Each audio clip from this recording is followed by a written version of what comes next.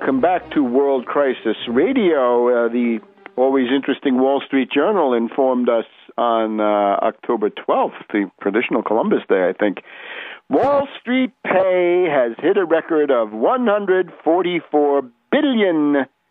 Gosh, isn't that something? $144 billion for Wall Street. You know, that's about the price of rebuilding the entire rail system from Boston to Washington, D.C., right? Over 30 years. Why don't we cut the Wall Street parasites out of the game and use some of these resources? Again, monetary resources are simply a way to assign resources that you better have in real form. In other words, plant and equipment and productive labor, construction jobs, and high-tech engineering. $144 billion would go far. You could begin to rebuild the infrastructure of an entire region, be it the West Coast or the Northeast corridor here. But $144 billion for Wall Street is too much. They're rich enough now, so it's time to freeze foreclosures. And the general tendency in the world, which we'll talk about more next week, the rising tendency towards protectionism.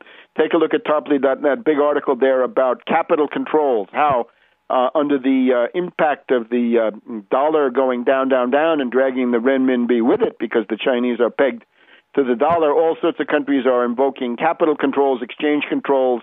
Looks like Thailand is on the road to doing that. Other countries involved would be surprising ones. Poland, Brazil, very outspoken. Japan, having intervened in September, looks like they're getting ready to intervene now. As a month ago that Japan started this on September 15th. So we also see the tendencies towards other kinds of protectionism, which I think are quite healthy. We would need a modest protective tariff of 10 or 15%. Something between a revenue tariff and a protective tariff would be a good step in the right direction. House of Representatives lashes out on China. Bill would give the U.S. the power to levy tariffs because of the currency. Well, they have a right to do what they want with their currency, but on the other hand, you have a right to do what you want with your tariff structure.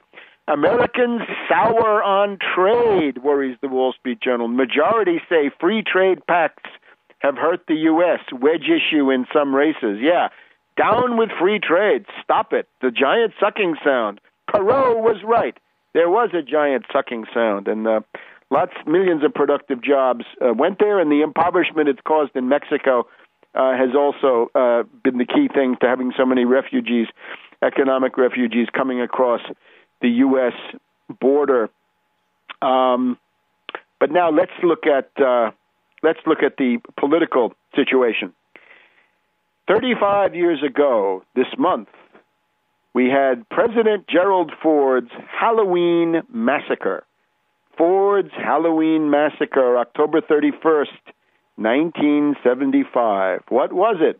Well, it was a mass demotion and firing of top officials. Vice President Nelson Rockefeller was dropped from the ticket, clearing the way to Ford and Bob Dole running in 1976. But powerful Nelson Rockefeller, one of the bosses of the finance oligarchy, was basically told, Nelson, you are out. You are poison. Can't stay. Henry Kissinger was kicked out of the White House. He was allowed to stay as Secretary of State, but he lost his post as head of the National Security Council, and he was replaced, unfortunately, by the angel of death, Brent Scowcroft, but that was a change. William Colby was ousted as the head of the CIA. James Rodney Schlesinger, Rodney the Robot, was ousted from the Pentagon, I believe it was at the time. That's the Halloween massacre. And people also go back to Nixon's Saturday Night Massacre, which was not as big, didn't involve officials at the same level, but that was firing of Archibald Cox and a bunch of Justice Department officials until, Rehnquist was willing to carry out the firings. In the case of Obama, we've now got the intelligence czar Blair is out. The budget boss Orszag is out. Christina Romer, White House economic advisors, out. Larry Summers, top liaison to Wall Street, out. Rahm Emanuel, White House chief of staff, out. Axelrod, image consultant and demagogue, also out. McChrystal out for whatever that's worth. Gates now talking about leaving.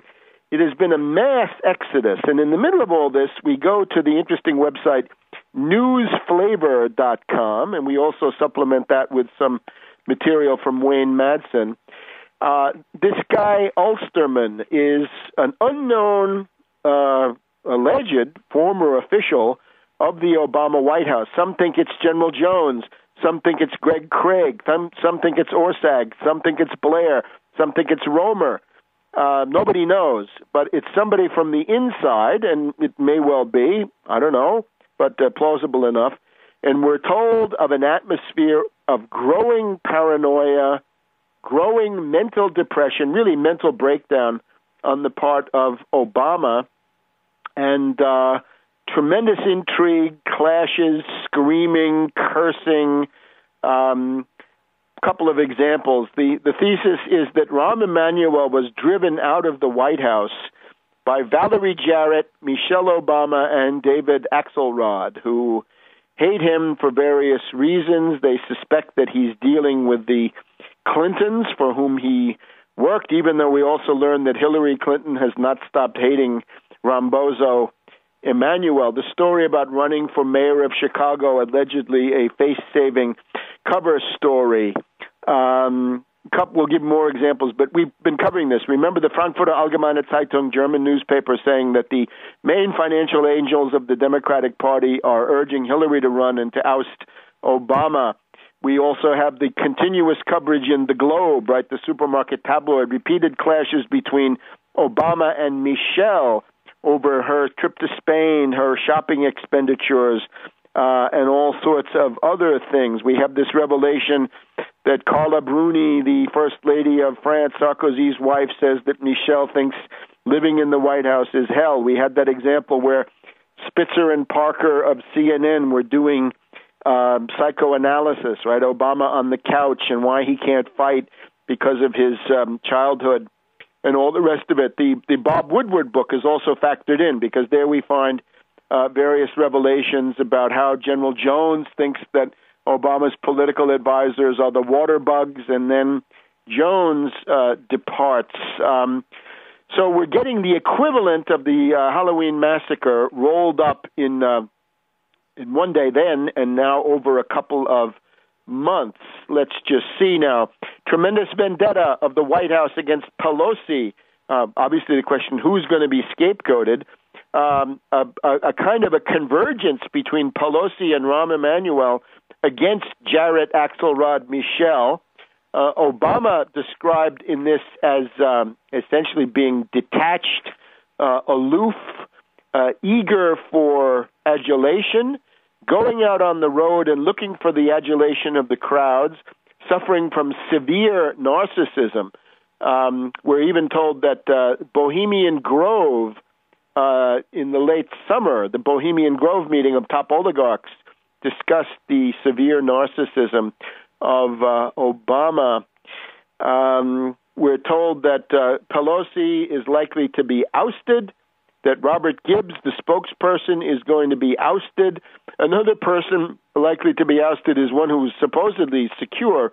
Brennan, the top national security advisor in practice, is under pressure because they've discovered that he may have been part of snooping into Obama's passport file at the State Department. So it's the court of Heliogabalus, as I wrote in Barack H. Obama, the unauthorized biography. I compared this to Septimius Severus, Caracalla, and Heliogabalus. And Heliogabalus had a real court of intrigue, and we'll be back in a minute.